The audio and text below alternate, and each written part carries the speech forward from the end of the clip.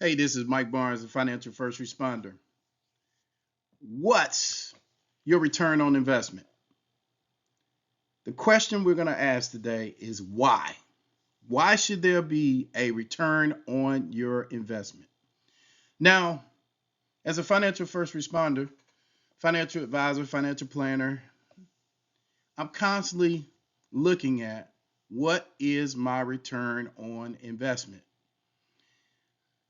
I do that in the form of, do I want to work with a client?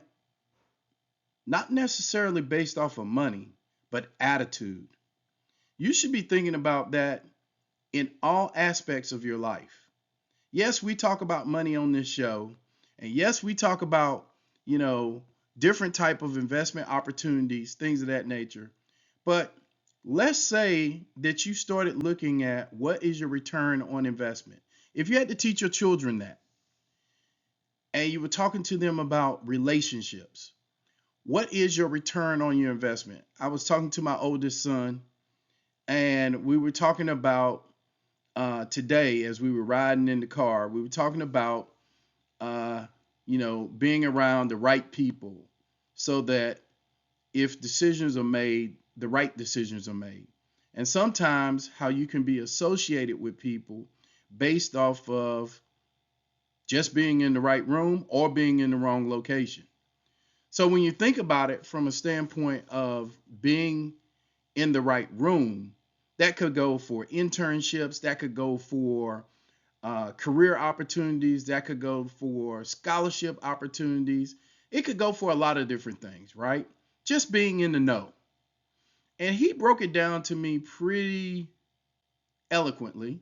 He basically said that whether you're in the right room or not does have some bearing on how your life turns out, which means the choices you make. Now, yeah, we're talking about money, and you notice I said why. Now, if you're looking at my slide right now, you're actually looking at chess pieces. And of course, the queen is the chess piece on the board that you don't want to get killed or taken. And of course, you got the king, you got a bishop, a rook, and some pawns. And of course, you got a knight. So if you're a chess player, you have to play the game of life. And that means you have to look at what's your return on investment in everything you do. Now, it may come down to relationships you've had for a long time that you got to let go. It may come down to investment practices that you used to do that you need to let go because it's not a good investment. But the ultimate question you have to ask yourself is why? So let's look at an introduction. You see, when we look at these three people, what we're looking at is they all look like they're smiling. They're looking at the fact that the return on investment, the ROI, is a critical metric for individuals as well as business owners alike. And what we're about to talk about is 5 to 7 reasons why it should be important to you. So, without further ado, let's get started. The first thing we would talk about is probability or profitability. Not probability, profitability. See, the return on investment or the ROI directly reflects the profitability of an investment.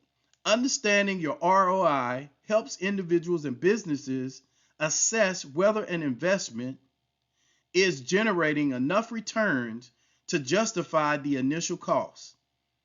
Now, I'm going to take it a little step further. You know, when you're raising children, we talk about friendship and we talk about relationships. You really need to start talking to your children about profitability or the profitability of the relationship. It is a give and a take. It is what you put in is what you get out.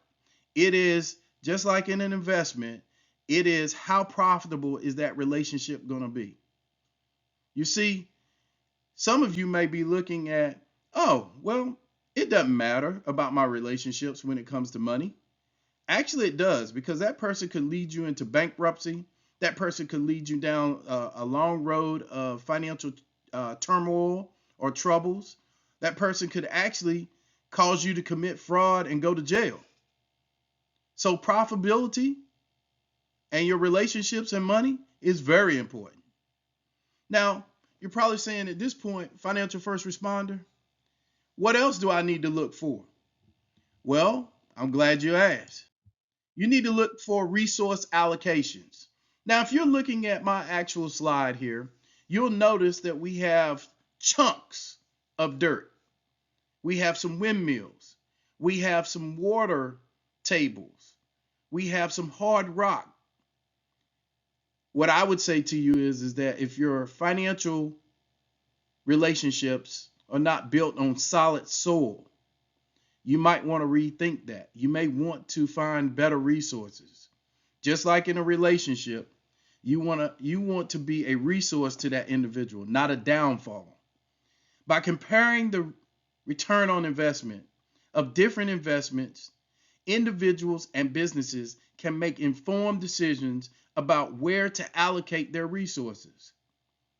This ensures that the resources are being used efficiently and effectively. You see, as we try to teach our children how to have right relationships with others, we also need to teach them on how to be involved with individuals that add value to them and not just take. In other words, there are people who are vampires out there, which means they will suck the life out of you and they won't add any value to you. We want to steer them, our children, our family, away from people who are vampires. Now, I'm not calling you a vampire if you only think about yourself, but if it's all about you and not about the other person, then you might be a vampire. So, what else do we talk about, Mr. Financial First Responder? Risk management, of course. See, now I put a game up here called Jenga. And in Jenga, the object is to be able to take pieces out of this game so that if you lose, it's because you knocked the tower down. But you're strategically thinking about what risk you're able to take financially, if we're talking about financial Jenga, that will keep your house or your tower from falling. See, the return on investment, the ROI, is closely tied to risk.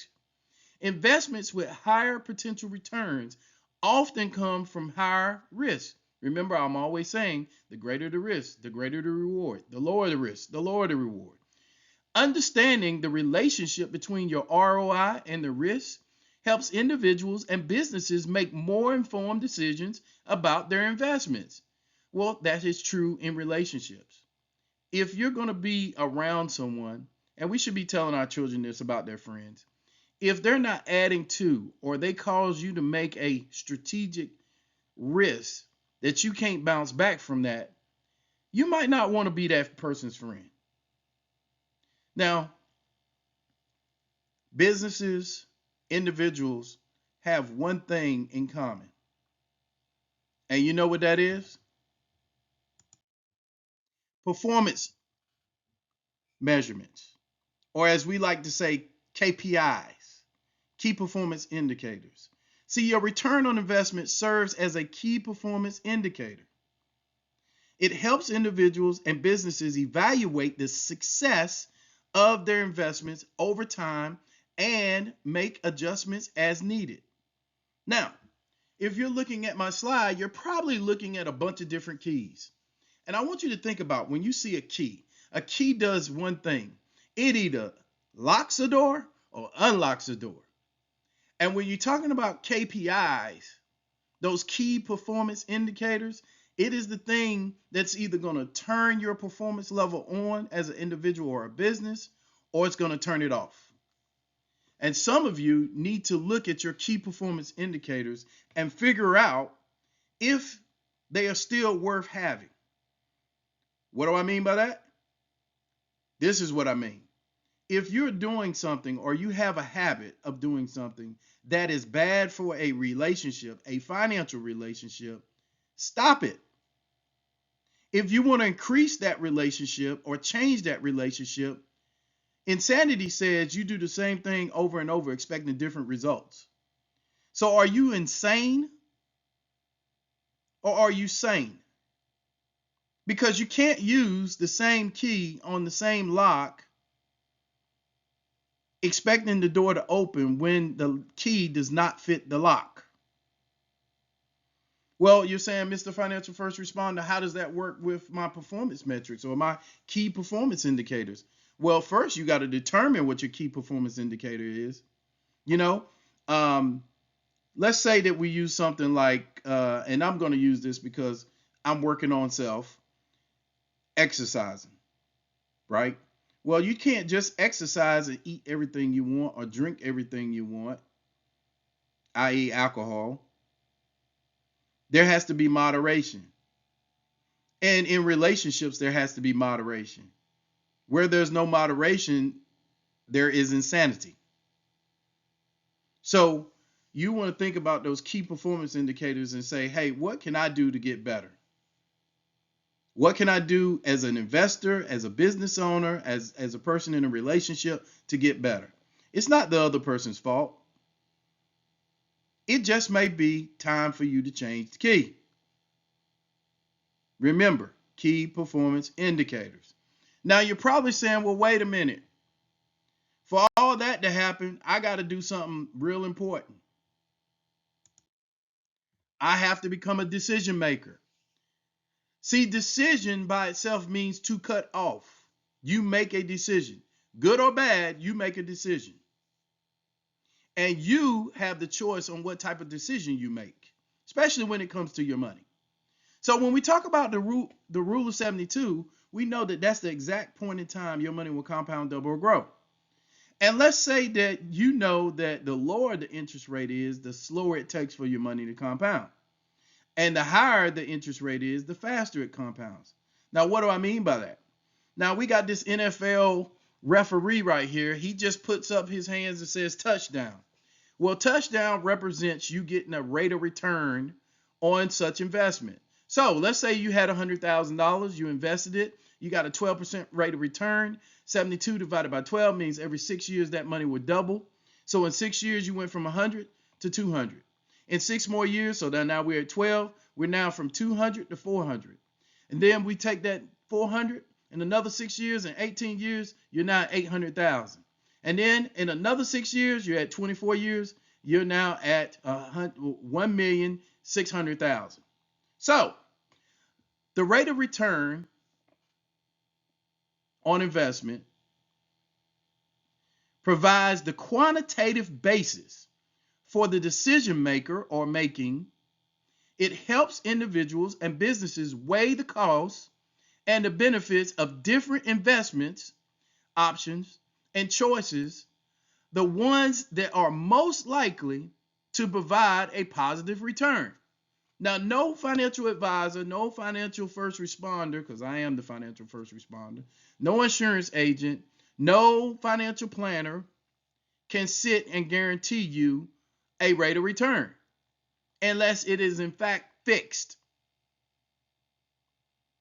Like maybe in a fixed annuity or maybe in a whole life policy on the cash value. If we're talking investments, there are no guarantees on investments. Now, they can give you past performance, but they can't tell you that it's indicative of future performance. So you need to make a decision on or decide on what type of return on investment you want.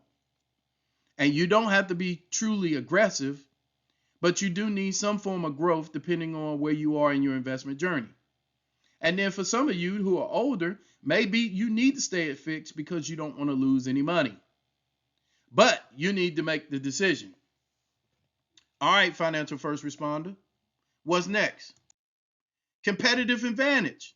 Now, if you're looking at my slide, you see these women playing soccer, and they're being very competitive. And what do I mean by competitive advantage? See, understanding your ROI can give individuals and businesses a competitive advantage. Because once you know how well you can do, you actually can make some good decisions. See, making small or making smart investment decisions, they can increase their profitability and outperform your competitors. It's not really, if you think about the tortoise and the hare, that story. The tortoise could run really fast, but the tortoise was not consistent. I mean, the hare was not consistent. The tortoise was. So the tortoise won the race because the hare got beside themselves. And they basically said, hey, I'll run really fast and then I'm going to take a break. I'm going to take a nap. There we go, a nap. And the tortoise won the race because the tortoise was consistent. Now you're probably saying, well, wait a minute. Now you're talking about something that I'm aware of. Yes, you are aware of long-term planning. You see, to have a ROI, the ROI is essential for long-term planning. There's no such thing as microwave return on investments. It helps individuals and businesses set realistic financial goals and develop strategies to achieve long term. Now, we talk about financial relationships or relationships in general. You have to have some long-term planning going on. You have to understand that anything worthwhile takes time and takes work. If you don't work on something long enough or hard enough, you basically drive that thing into the ground. That goes for your money and that goes for relationships. So, I'm going to bring my plane in for a landing, the financial first responder. And I'm going to summarize this number one medal because everybody wants to win that medal. They want to be number one. I don't know anybody that's in a race, in a competition, or doing anything in life and they want to be number two or number three. Everybody always wants to be number one. That goes for your finances, your relationships, your career. Nobody wants to be less than number one.